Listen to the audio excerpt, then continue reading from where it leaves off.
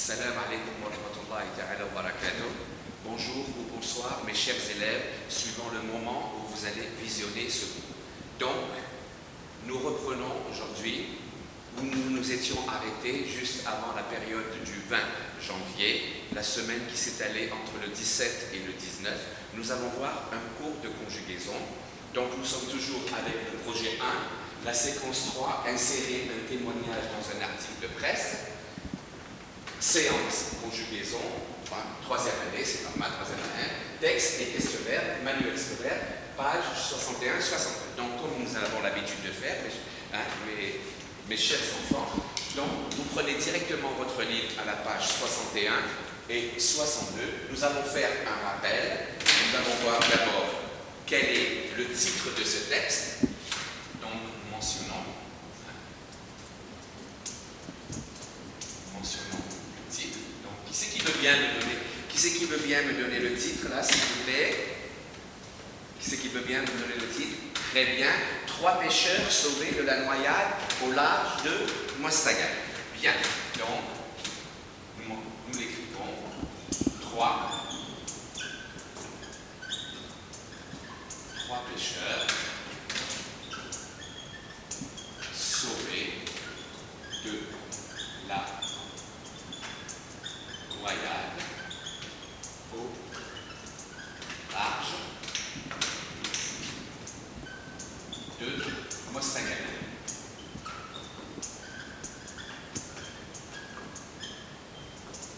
Bien.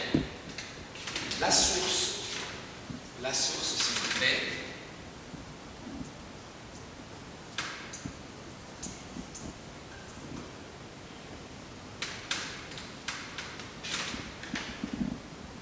Oui. El Watan, oui, du samedi 6 janvier 2010. Donc, la source,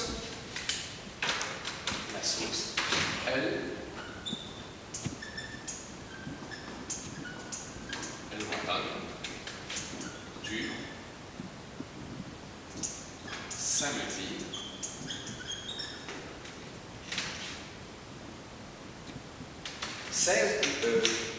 6 janvier. Très bien. Samedi 6 janvier 2018. Bien. Alors, le type de texte, s'il vous plaît. Le type de texte.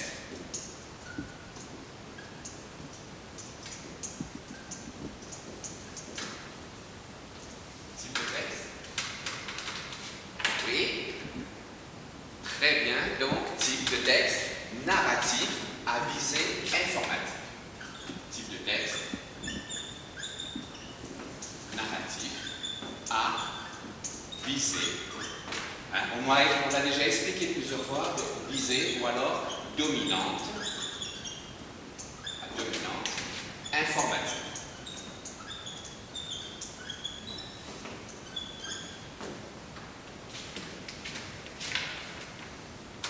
Genre de texte. Donc, vous voyez là ici, nous faisons un rappel. Genre de texte.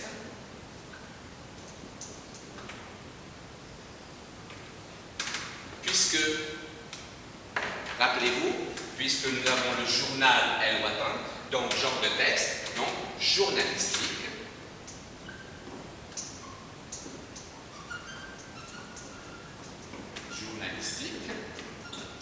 Ou alors, comment est-ce qu'on peut dire? Oui, très bien, article de presse. Genre de texte journalistique, article de presse. Bien, nous allons nous en tenir là, puisque nous ne sommes pas avec une leçon de compréhension de l'écrit. C'était simplement un rappel, afin que vous n'oubliez pas que dans un texte, nous avons toujours le titre, la source et le plus important, le type de texte et le genre de texte. Donc, vous prenez votre livre, comme je vais les aller à la page 61 et 62. Nous allons lire le texte. Vous suivez avec moi, s'il vous plaît. 3 pêcheurs sauvés de la noyade au large de Mostaganem. 3 pêcheurs ont été sauvés vendredi de la noyade après le naufrage de leur embarcation au large de Mostaganem. Les 3 pêcheurs, âgés d'une trentaine d'années, avaient embarqué aux premières heures de la matinée et se dirigeaient vers le large pour remonter leur filet de pêche alors que les conditions météorologiques étaient mauvaises. Al-Watan, du 16 janvier 2018. Bien, nous allons commencer par je lis et je repère.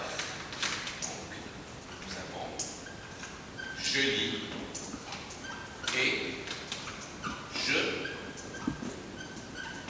repère.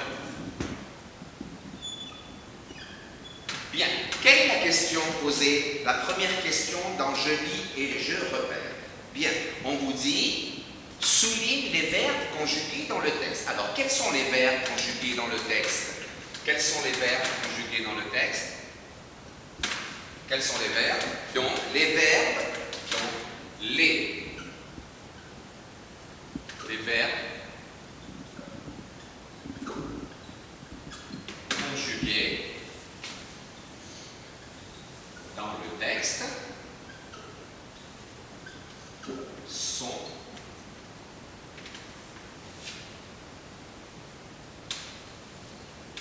les verbes conjugués dans le texte sont, vous les donnez dans l'ordre s'il vous plaît? Oui, ont été sauvés, ont été sauvés, oui. Ensuite, qu'est-ce que nous avons? Avaient embarqué, ils avaient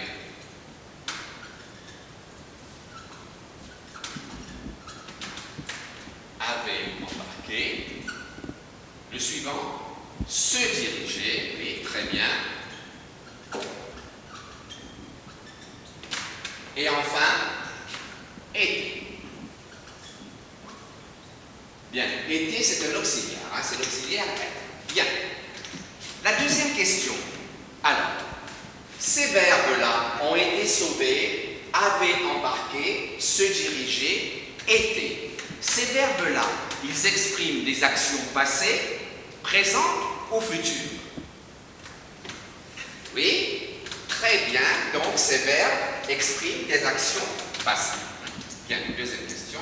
Donc, nous avons ces verbes expriment des actions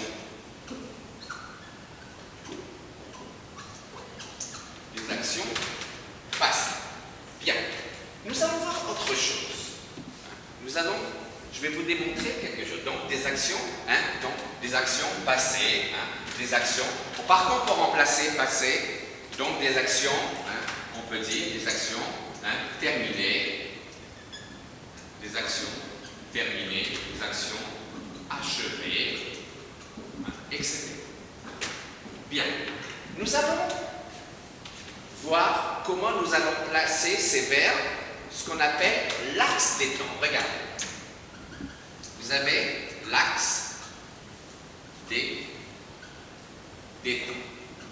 Bien. Voilà. Bien. Dans l'axe des temps, regardez, nous avons là, je trace.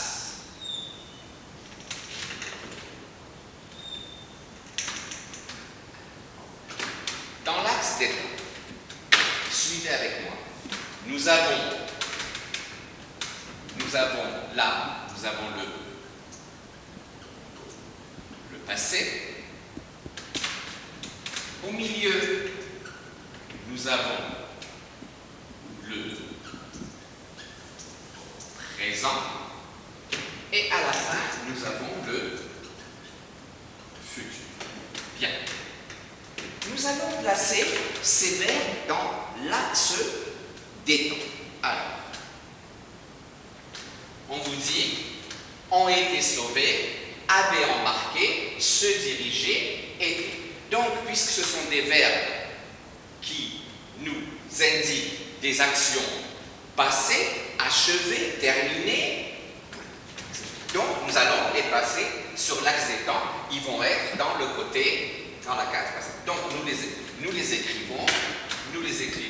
Donc, nous allons mettre ont été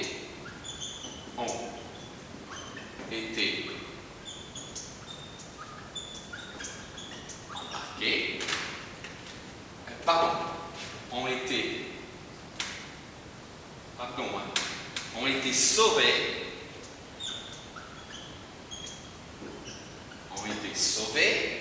avaient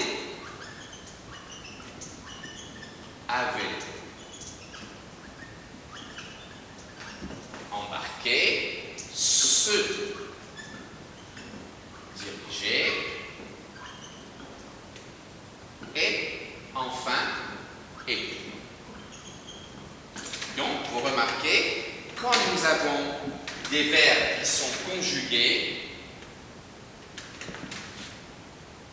qui sont conjugués, à un temps passé, donc sur l'axe des temps, nous les mettons dans le passé, dans la case réservée au passé. Est-ce que nous avons des verbes conjugués au présent? Il y en a. Donc nous mettons un. Est-ce qu'il y a des verbes également conjugués au futur? Il n'y en a pas également. Donc nous laissons la case vide. Bien. Alors, nous passons maintenant à l'autre partie qui est Genèse. Regardez, c'est la partie la plus importante.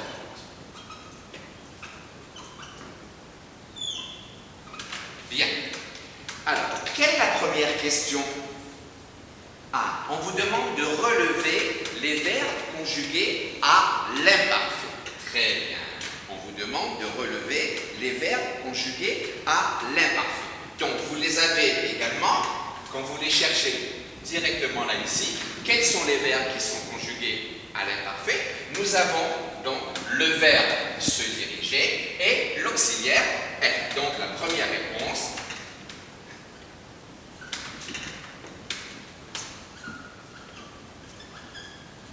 les verbes conjugués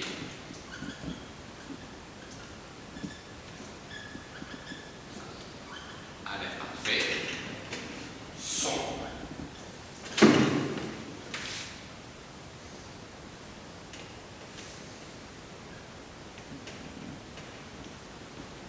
les verbes conjugués à l'imparfait, donc sont se diriger et être. Se diriger.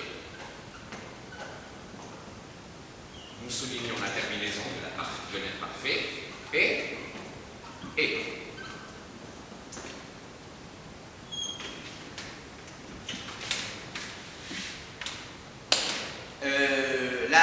La question, donc là ici c'était la question A.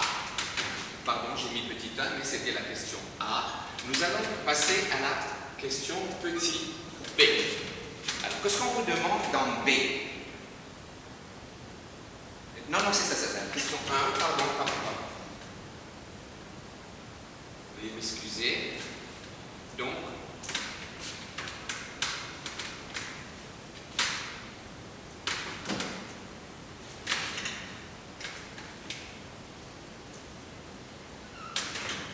nous passons à la deuxième question. Donc, dans la deuxième question, on vous dit quelles sont les terminaisons de l'imparfait? Qui est-ce qui veut bien me donner les terminaisons de l'imparfait? Et vous me les donnez, s'il vous plaît, pour les 3 groupes verbaux. Alors, premier groupe, des verbes qui se terminent en ER. Donc, les terminaisons AIS, AIT, IONS, IEZ, AIN. Très bien. Deuxième groupe, verbes qui se terminent en IR et dont le participe présent se fait en ISAN.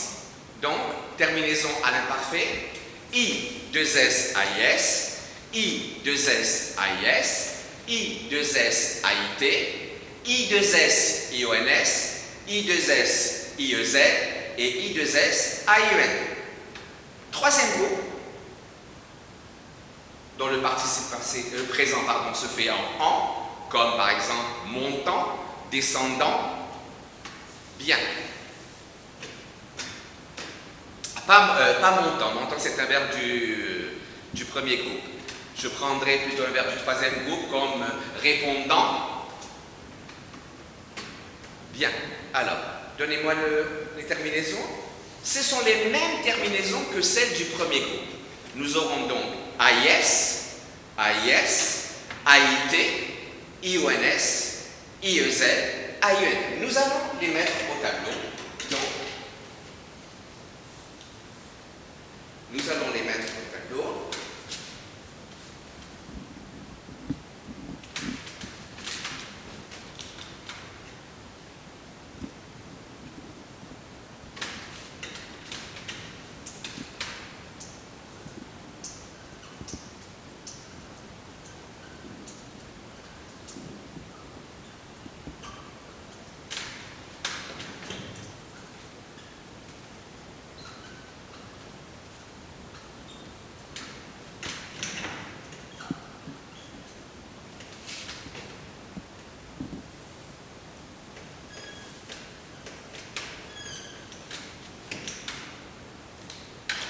Nous commençons d'abord par le premier groupe.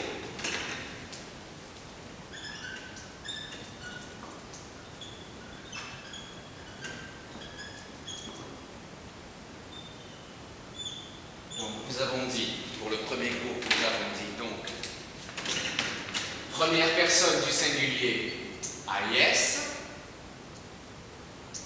deuxième personne du singulier également AIS, troisième personne du singulier AIT, première personne du pluriel IONS, deuxième personne du pluriel IEZ et troisième personne du pluriel AIEN.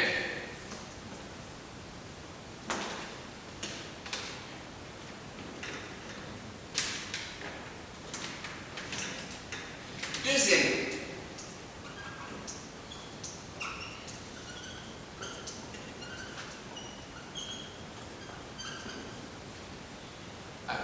Deuxième groupe, nous avons I2S AIS pour la première personne du singulier, I2S AIS, I2S AIS pour la deuxième personne du singulier, I2S AIT pour la troisième personne du singulier, I2S IONS pour la première personne du pluriel, I2S IEZ pour la troisième personne du pluriel et I2S AIT pour la troisième personne du pluriel. Nous terminons les terminaisons avec le troisième groupe.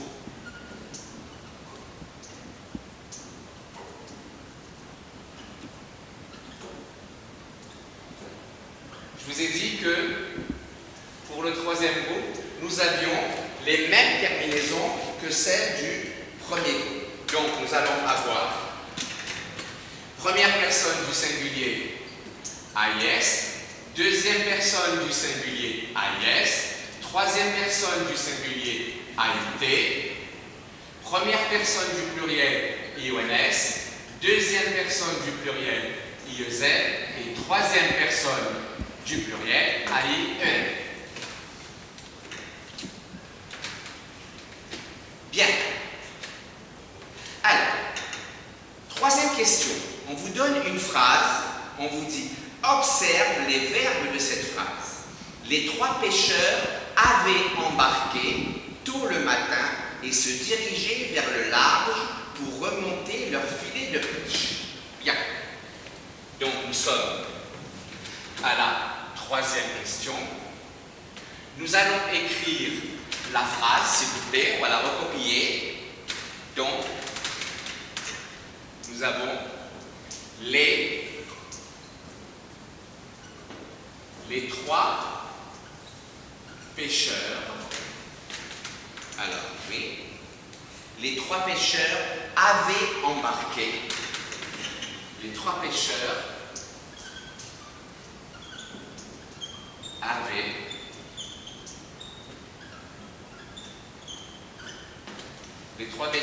avaient embarqué tôt le matin.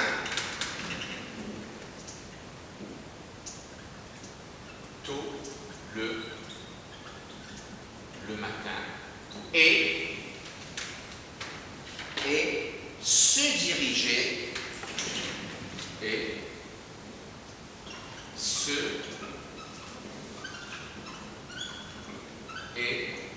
se diriger vers le large pour remonter leur filet de pêche et se diriger vers le large pour remonter leur filet,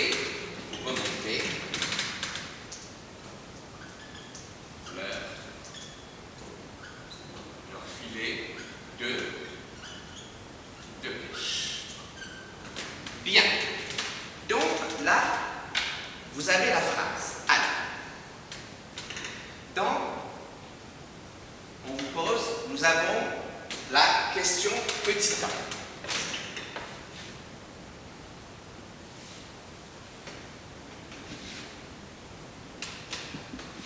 Petit a. Donc petit a, qu'est-ce que l'on vous demande? Dans la question, troisième question, dans petit a. Alors, on vous dit comment est formé le premier verbe. Donc le premier verbe, c'est celui-ci. Comment est formé le premier verbe? Celui que j'ai écrit en bleu. Avait embarqué. Très bien.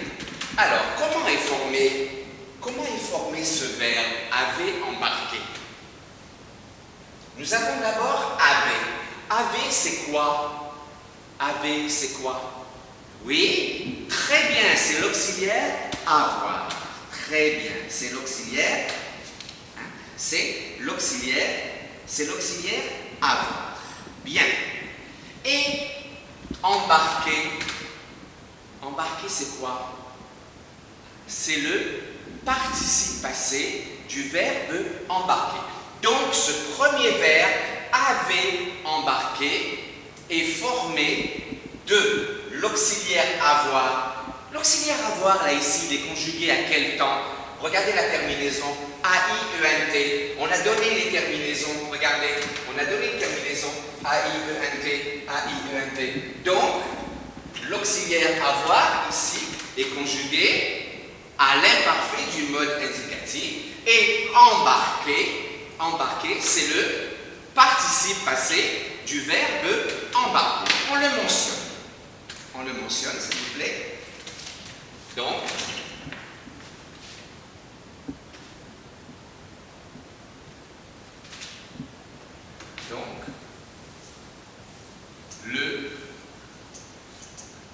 le premier verbe,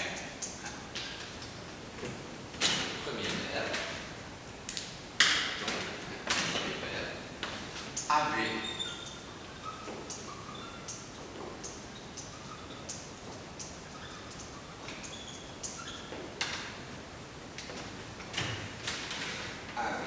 embarqué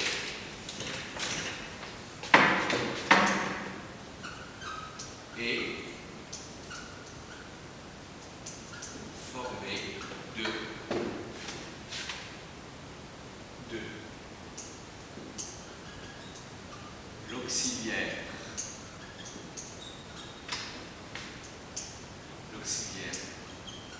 avoir, conjugué à l'imparfait et du participe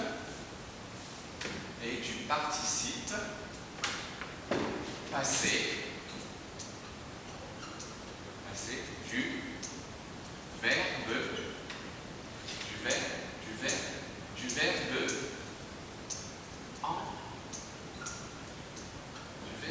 embarquer.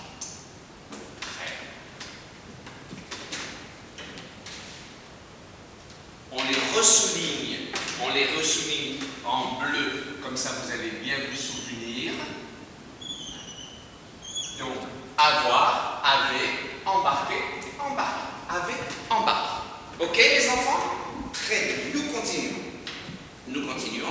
passons à la question B.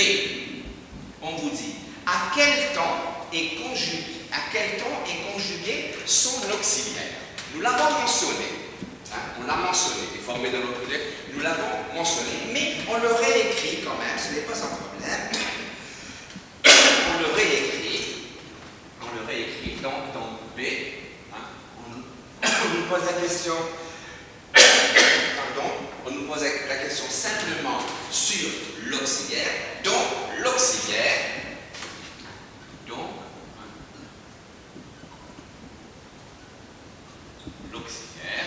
on n'est pas obligé d'écrire avoir, donc l'auxiliaire est conjugué à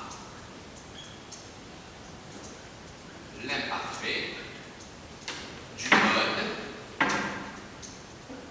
du mode indicatif.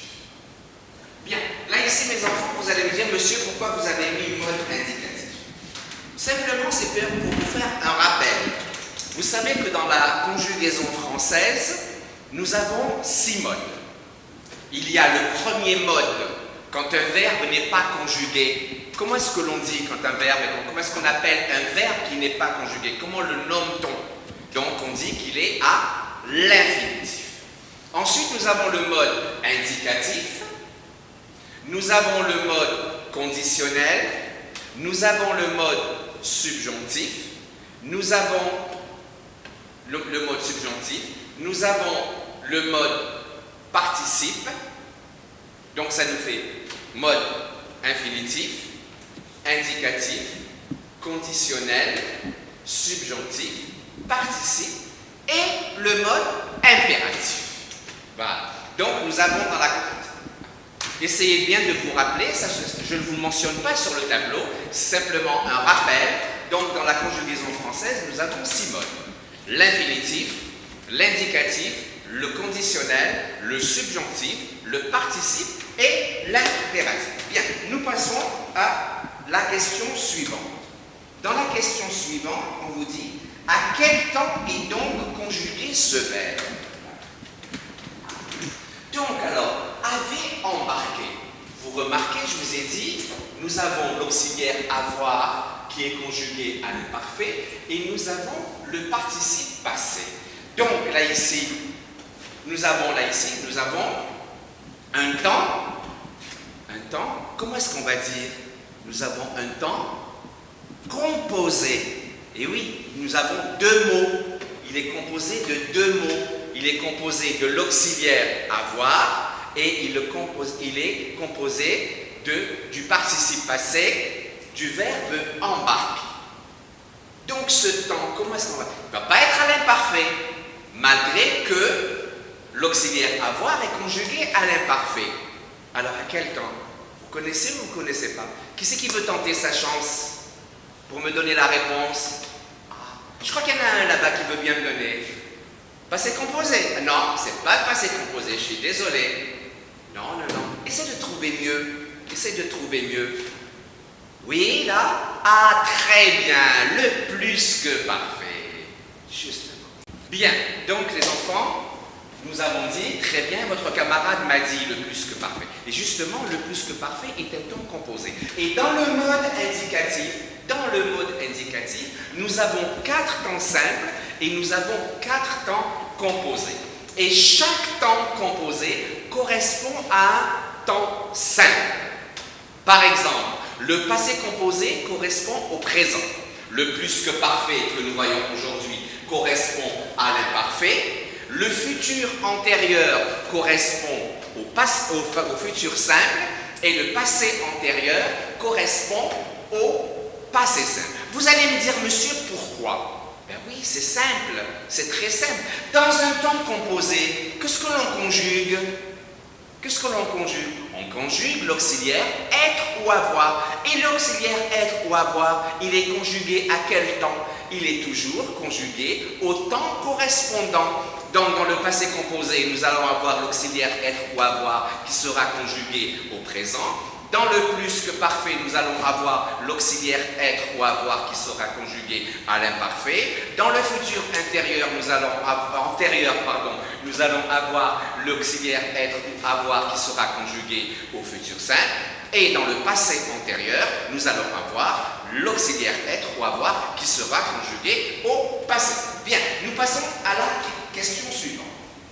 Donc, à quel temps c'est, donc, à quel temps est conjugué on a dit, donc à quel temps est donc conjugué ce verbe? Ce verbe est donc conjugué au plus que par. Nous mentionnons, donc la question c'est, donc c'est,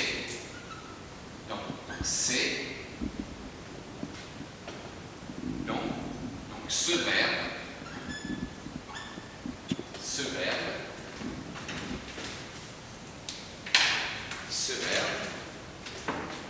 avait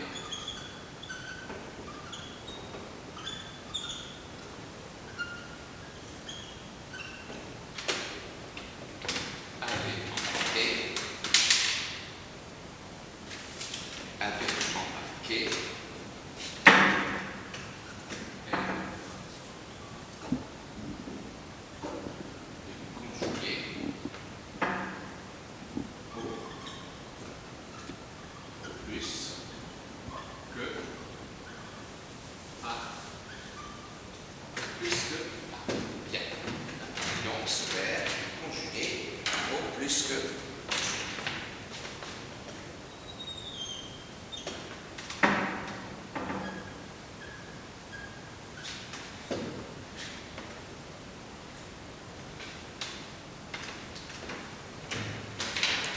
et là, on réside conjugué à l'imparfait.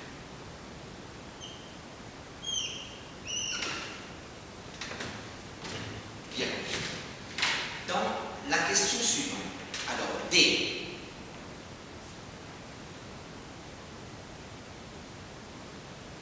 D, on vous dit, réfléchis à l'ordre des actions. Laquelle se déroule la première? À quel temps est-elle exprimée? On reprend la phrase. Les trois pêcheurs avaient embarqué tôt le matin et se dirigeaient vers le large pour remonter leur filet. Dans cette phrase, les enfants, dans cette phrase, on revoit la phrase.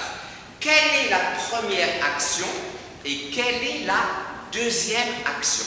Quelle est celle qui se passe la première et quelle est celle qui se passe la deuxième? Oui? Très bien.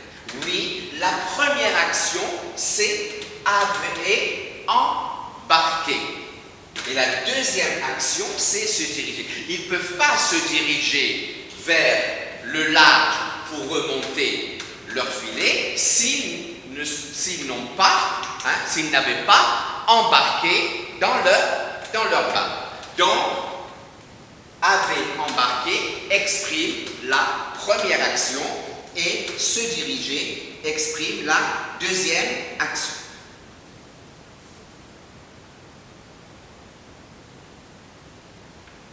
Donc, nous allons nous mentionnons ici, dans D,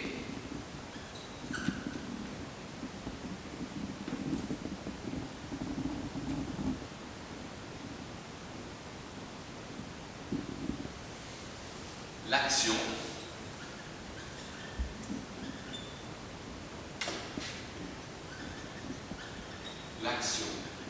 d'embarquer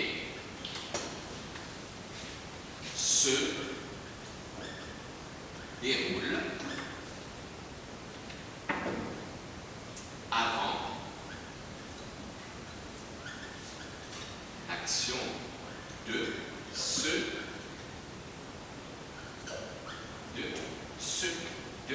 diriger. Donc, nous avons là ici, nous avons avait, nous avons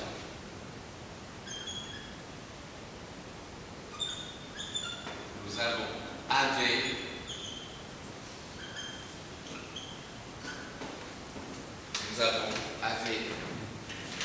nous avons embarqué, c'est la première,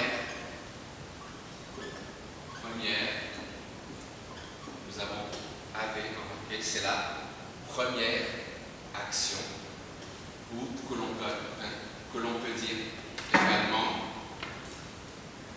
première action, donc action antérieure, première action antérieure, avant.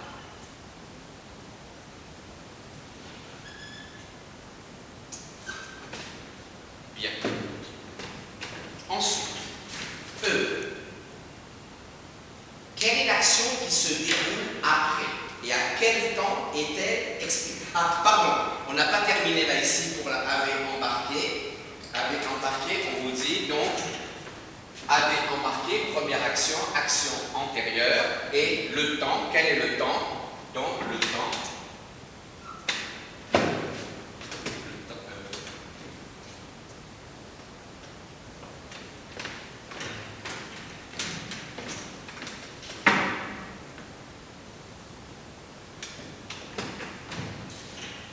Avait embarqué, donc première action, hein, le temps,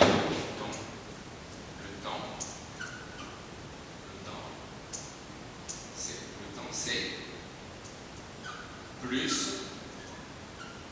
que parfait, que le plus que parfait, et un temps, je vous l'ai dit tout à l'heure, c'est un temps composé. Bien. Maintenant, nous voyons dans E. Dans E, on vous dit quelle est l'action qui se déroule après, à quel temps est-elle expliquée. Donc, l'action qui se déroule après, c'est se diriger. Donc,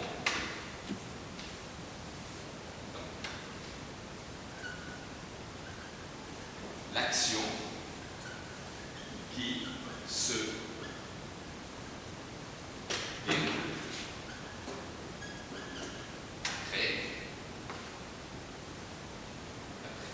après. Donc l'action qui se déroule après, ou alors qui se déroule après. Donc deuxième action, deuxième action, c'est se.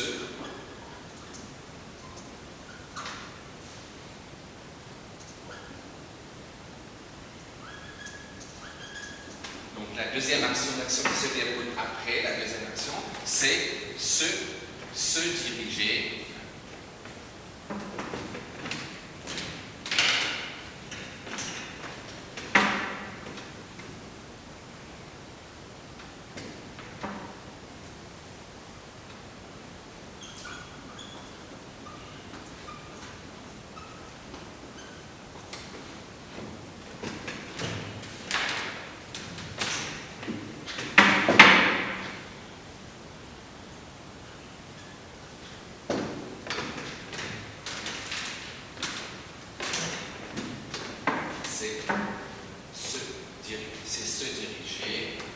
C'est se diriger. Alors, le temps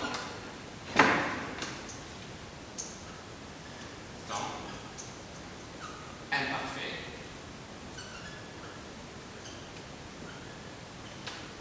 Parfait, et qui est un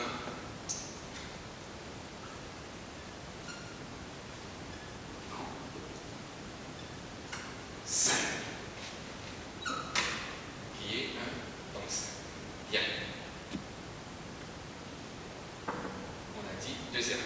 Donc on reprend la phrase pour que ça vous allez mieux comprendre, mes enfants. On va bien reprendre la phrase. Donc là ici, nous avons avait embarqué.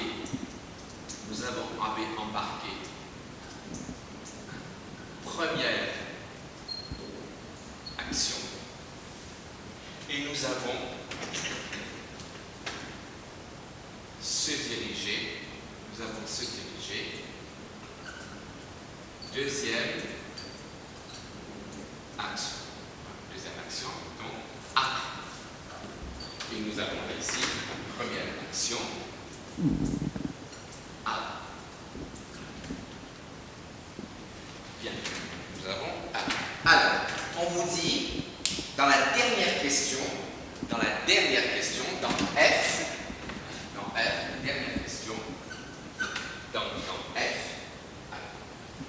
donc, on demande, que remarques-tu sur l'emploi du plus que parfait? Qu'est-ce que vous remarquez sur l'emploi du plus que parfait? Oui? Qui c'est qui veut bien essayer de me donner la réponse?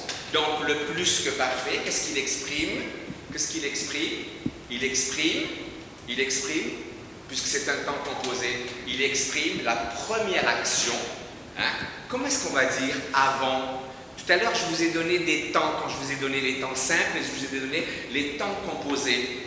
Je vous ai dit futur antérieur, je vous ai dit passé antérieur. Donc, le plus que parfait exprime l'antériorité, c'est-à-dire avant, première action, par rapport à l'imparfait qui exprime la deuxième action, qui est la postériorité. Nous avons avant antériorité et nous avons après postériorité. Donc avant première action et après deuxième action. On le mentionne s'il vous plaît afin que vous n'oubliez pas, mes enfants. Donc le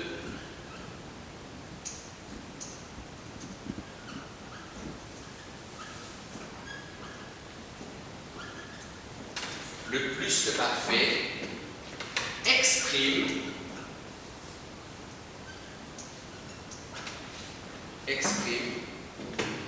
l'antériorité, je vous le mets encore entre parenthèses, hein, avant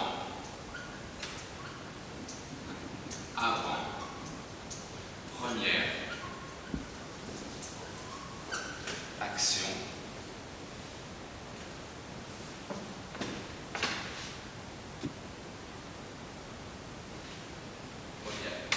Le plus que parfait exprime l'antériorité. Une minute, s'il vous plaît.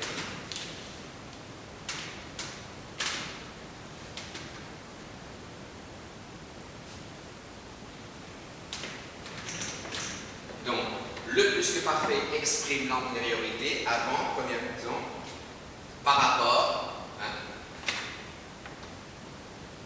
le plus que parfait exprime l'antériorité avant, première idée, parce qu'il est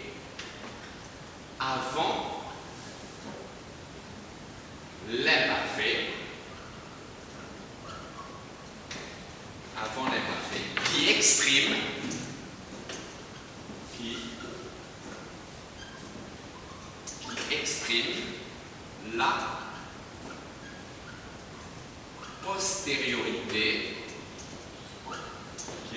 la postériorité, c'est-à-dire après deuxième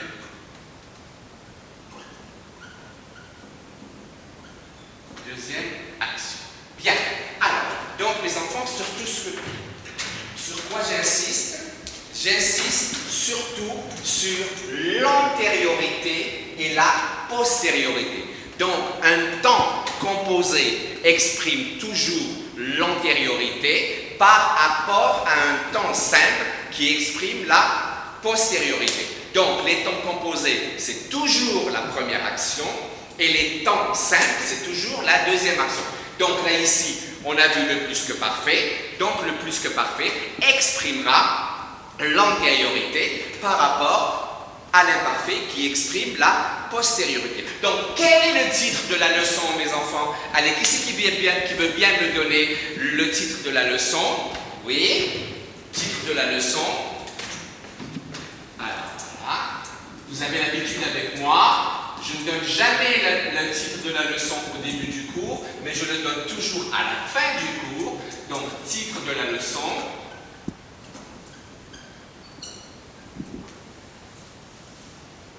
Qu'est-ce que nous venons de découvrir, mes enfants? Oui, très bien, oui. Qu'est-ce que nous venons de découvrir? Tu me répètes, s'il te plaît, toi là-bas? Oui, l'imparfait est le plus que parfait du mode indicatif. le titre de la leçon sera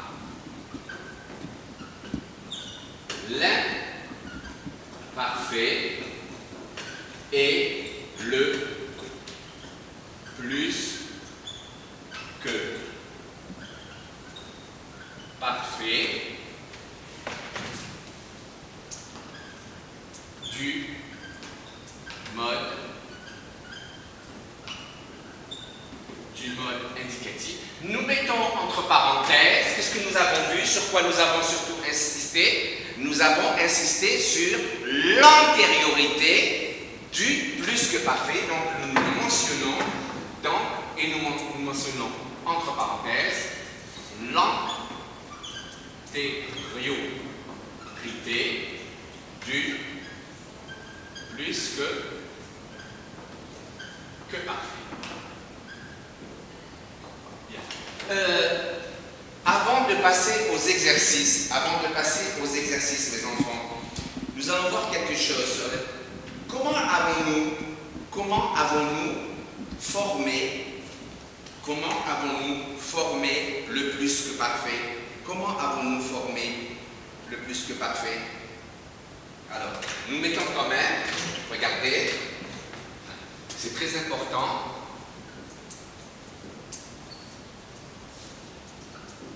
Formation du plus que parfait. Nous avons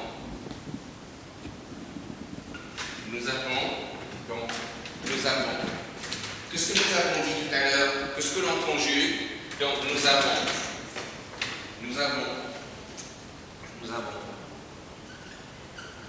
auxiliaire être ou auxiliaire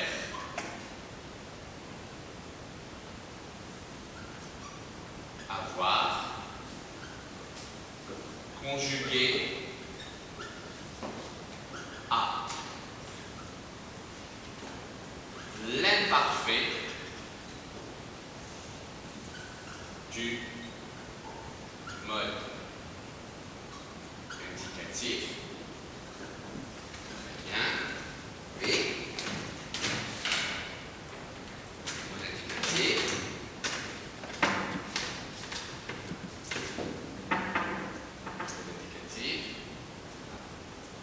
Plus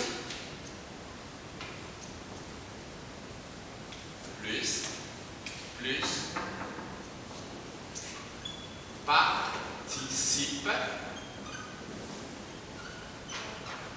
passé du verbe à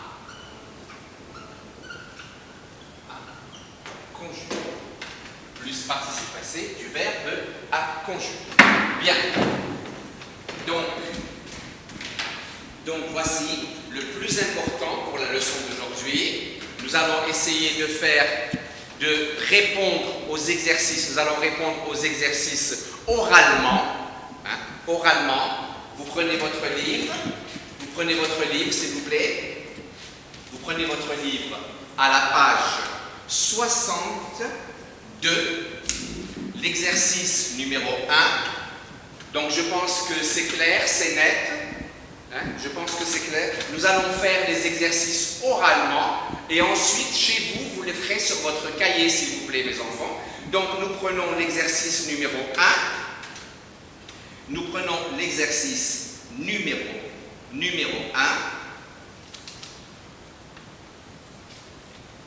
L'exercice numéro 1. Alors, on vous dit, écris les verbes mis entre parenthèses à l'imparfait de l'indicatif. Nous prenons le texte des professionnels de l'écriture. En Égypte ancienne, l'écriture, être, confiée à un vrai professionnel. Alors, comment est-ce qu'on va dire là ici? On vous dit à l'imparfait. Donc, l'écriture était, E-T-A-I-T. Très bien. Troisième personne. Était confié à un vrai professionnel.